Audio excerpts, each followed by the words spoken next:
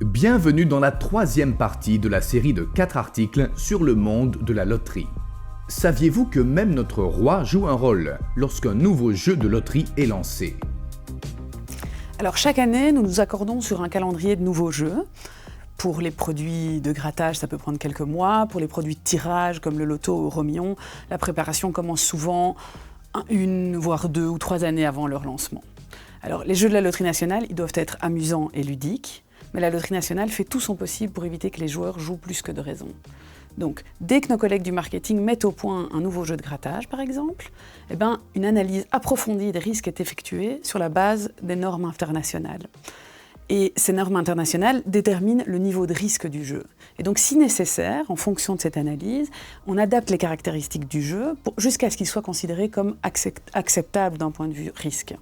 Ensuite, le jeu est soumis à un comité d'experts, un conseil d'experts externes, composé d'un psychologue, d'un psychiatre, d'un sociologue, d'un spécialiste de la protection des consommateurs. Ils doivent tous ensemble donner leur approbation à ce jeu.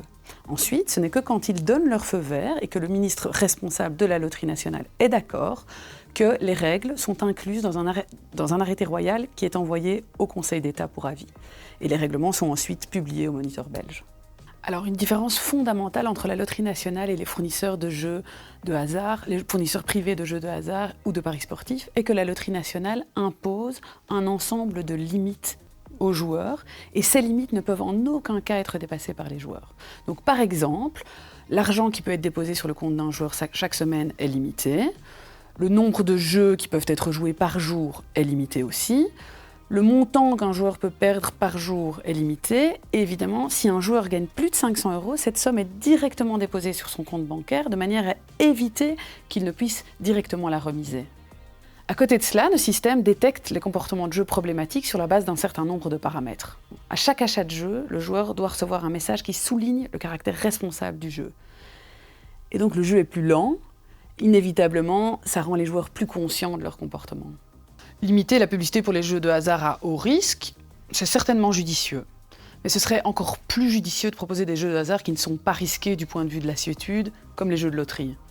Alors pourquoi je dis ça ? Qu'est-ce qui est spécifique aux jeux de loterie ? Tout simplement, on s'adresse à un public très grand, à une grande masse de joueurs, qui jouent des petits montants, et le résultat du jeu est déterminé à 100% par le hasard. Donc c'est fondamentalement différent. Ah oui, et bien entendu, 100% des bénéfices sont redistribués à la société belge. La semaine prochaine, la dernière partie de la série de 4 articles sur le secteur des loteries. Alors tout sur le marché des jeux de la Loterie nationale.